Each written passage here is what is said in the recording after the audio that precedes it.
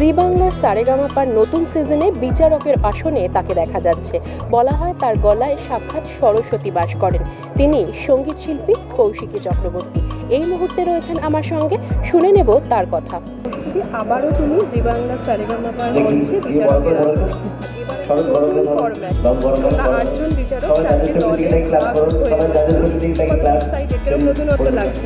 খুবই exciting. Concept wise মানে এই ফরম্যাট ওয়াইজও ডিফারেন্ট।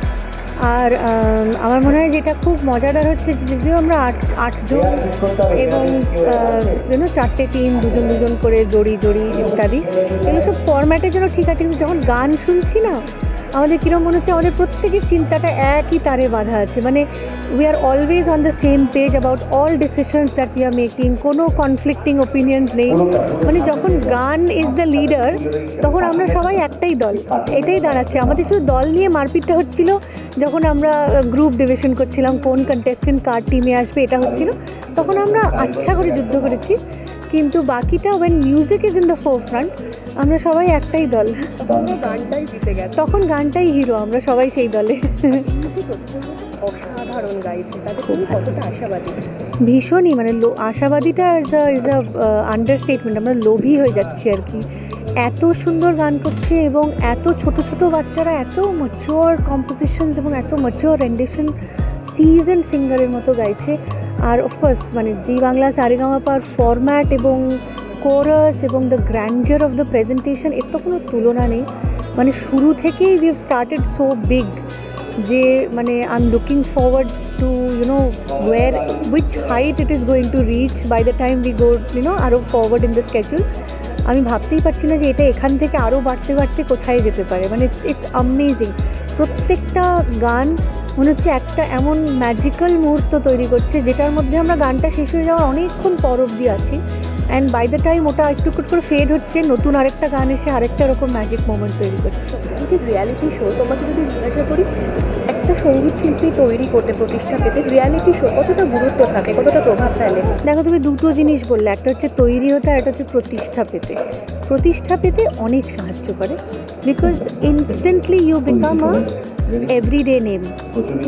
কত বাড়ির মানুষ, কত ইন্টিরিয়ার্সে এবং এখন থ্যাঙ্কস টু ওটিটি সারা পৃথিবীতে কতগুলো বাড়িতে তোমার নাম, তোমার কণ্ঠস্বর, তোমার গাওয়া এবং তোমার সম্বন্ধে জাজেসরা কী মনে করছেন, তোমার কী ইমপ্রুভমেন্ট বলছেন, কী ভালো বলছেন, এই পুরো ইভ্যালুয়েশনটা একদম মানে একটা খোলা খাতার মতো তাদের মানে অডিয়েন্সের সামনে। কাজে instantly they become an everyday name. কিন্তু যদি তুমি বলো গাইয়ে তৈরি করার জন্য নিজের তালিম বলো, নিজের শেখা বলো, নিজের রেয়াজ বলো, নিজের অধ্যাবসায় বলো, নিজের সময় দেওয়া, কনসেন্ট্রেশন, ফোকাস, এটা তো রিয়ালিটি শোর মঞ্চে হয় না। এটা তার নিজের বাড়িতে, তার নিজের গুরুর কাছে বসে, তার নিজের শিক্ষার পদ্ধতির মধ্যে, তার নিজের প্রতি কতটা সে ক্রিটিক্যাল হতে পারছে, নিজেকে কতটা অ্যানালিসিস করতে পারছে নিজের গানে, এগুলো দিয়ে তার ইন্টারনাল জার্নিটা সেইভাবে গ্রো করবে। কিন্তু as far age reaching out to the audience, এবং আরেকটা খুব বড় কথা হচ্ছে যেরম মিউজিশিয়ানের সাথে এবং যেরকম একটা ফ্যান্টাস্টিক ব্যান্ডের সাথে এরা পারফর্ম করছে, ওরা তো নিউ কামার কিন্তু এই ব্যান্ডটা তো সিজনড মিউজিশিয়ানসের ব্যান্ড। হ্যাঁ, তো সেই জন্য কিশোর সোডার সাথে দাঁড়িয়ে গান করছে একটা বাচ্চা ছেলে কি একটা বাচ্চা মেয়ে, এটা এই মঞ্চের বাইরে কোথায় তারা সুযোগ পাবে?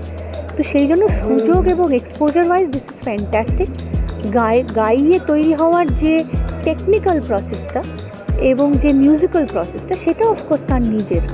রিয়ালিটি শো নিয়ে তো বিতর্কও হয়, সেই বিতর্ক কতটা প্রভাব ফেলে?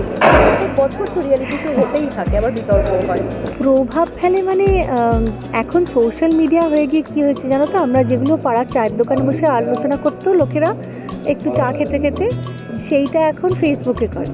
তো সেই জন্য সেখানে যেরকম ফর অ্যান্ড অ্যাগেনস্ট দু রকমেরই মন্তব্য হয়, এখানেও সেটা হয়, সোশ্যাল মিডিয়াতেও সেটা হয়। সবাই তো অন দ্য সেম পেজ।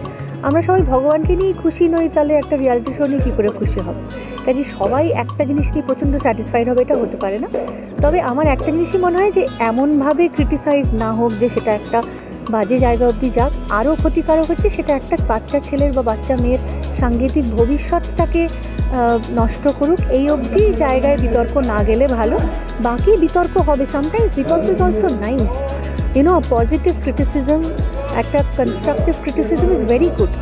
কিন্তু বিতর্কটা এমন জায়গায় না যাক বা এমন ইন্টেনশন নিয়ে না হোক যে একটা ছেলে মেয়ের সাংগীতিক ভবিষ্যৎটা তাতে অ্যাফেক্টেড হয়। তুমি যেহেতু পুরো শাস্ত্রীয় সঙ্গীতের ব্যাকগ্রাউন্ড থেকে এসো, এখন এই যে সোশ্যাল মিডিয়া অনেকেই দেখবে তো সঙ্গীতের শিক্ষা নেই, এই সোশ্যাল মিডিয়ার দৌলতে হঠাৎ করে তারা তো ফেম পেয়ে যায়। এটা কি শাস্ত্রীয় সঙ্গীতের যে গীতটা এটা কতটা জরুরি বলে তুমি মনে করো? দেখো, আমার গ্রুমিংয়ে থেকে আমি তো ডেফিনেটলি বলবো প্রচণ্ড জরুরি এবং খুব জরুরি এবং সব থেকে জরুরি। কিন্তু তারপরে আমাদের দেশে কিশোর কুমার হয়েছেন, কাজেই এমনও বলতে পারবো না যে এক্সেপশন কখনো হয় না। একটা রুল থাকে আর একটা এক্সেপশন থাকে, তবে এটাও ঠিক এক্সেপশনটা কিন্তু কখনো রুল হয়ে যায় না। এক্সেপশনাল ওইরকম একজন দুজনই হয়। সবাই যদি মনে করে ওই তো কিশোর কুমার হয়েছে তাহলে আমার শেখার দরকার নেই, আমিও তাহলে ওরকম এক্সেপশন হব, এক্সেপশন হওয়াটা আমার হাতে নেই। আমি চেষ্টা করলে এক্সেপশন হতে পারবো। If I am exceptionally gifted and exceptional সিচুয়েশনসের মধ্যে আছি, কিশোর কুমার যে ফ্যামিলিতে বড় হয়েছেন সেখানে যেরকম ধরনের ওনার মিউজিক্যাল এক্সপোজার ছিল, সেটাও কিন্তু একটা তালিম। শুধু কিন্তু গুরুর সামনে বসে তানপুরা নিয়ে বসলেই তালিম হয় আর বাকি যা জীবনের যা শিক্ষা সেগুলো তালিম নয়, এটা ভাবলেও কিন্তু খুব বোকামি হবে। সেই শিক্ষাটা কিশোর কুমারের ফ্যামিলিতে এবং যে এনভায়রনমেন্টে উনি বড় হয়েছেন, thanks to Ashok Kumar and entire fraternity that time, সেই সবাই মিলে ওনার সাংগীতিক চিন্তা রুচিকে নারিশ করেছে। তো সেই রকম পরিস্থিতিতে যদি কোনো এক্সেপশনালি গিফটেড ছেলে মেয়ে যদি থাকে, তার হয়তো ভালো হতে পারে, কিন্তু সেটাকে আমরা একটা রুল বলে একটা প্যারামিটার সেট করতে পারি না।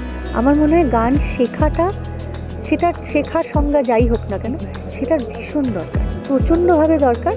এবং সেটা শেখা হলেই তার জার্নিটা লম্বা হয়, আর না হলে ওই ধূমকেতুর মতো হঠাৎ এসে হঠাৎ চলে যায়।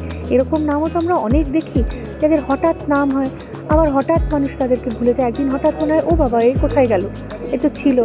তো সেইগুলো সেই রকম যাতে না হয়, কনসিস্টেন্সি এবং কনসিস্টেন্ট গ্রোথের জন্য শিক্ষার দরকার আছে। তোমাকে যেটা বলা হয় তোমার গলায় সাক্ষাৎ সরস্বতী বাস করেন, মানে আমার মনে হয় যারা গান গায় এবং যারা গান ভালোবাসে তাদের সত্তার মধ্যে কোথাও একটা সরস্বতী সবসময় বিরাজমান। এটা আমি একলা নই বা আমি একমাত্র নই। আমার মনে হয় যাদের মনের মধ্যে সরস্বতীর বাস থাকে, তাদের আশেপাশে কোনো না কোনোভাবে সরস্বতী মা বিরাজ করেন। সেটা তার কণ্ঠে হোক, তার চিন্তায় হোক, তার হৃদয়ে হোক, তার ভালোবাসায় হোক। তোমার কাছে সঙ্গীত কতটা গুরুত্ব? আমার জীবনের পারপাস সঙ্গীত। মানে আমার বিশ্বাস যে আমি জন্মেছি কারণ ঈশ্বরের ইচ্ছে ছিল যে উনি কিছুভাবে গাইতে চেয়েছিলেন, সেটা তো একটা শরীর না হলে পান না। তো সেটার জন্য একটা জীবনের দরকার ছিল, উনি আমাকে একটা জীবন দিয়েছেন। আমার কাজ হচ্ছে ওনার সেই কাজটা চালিয়ে যাওয়া, আমি সেটা চেষ্টা করব। নথ বেসর বালম মঙ্গवा দে, নথ বেসর बालम मंगवा दे वरना मैं तो से नहीं बोलूं रे, वरना मैं तो से नहीं बोलूं रे नथ बेसर। সঙ্গীত তার কাছে সাধনা, সঙ্গীতই তার কাছে জীবন, এমনটাই বললেন কৌশিকী চক্রবর্তী। এরকম আরও বিভিন্ন আপডেটের জন্য অবশ্যই চোখ রাখুন আর্টিস্ট টিভি HD পর্দায়।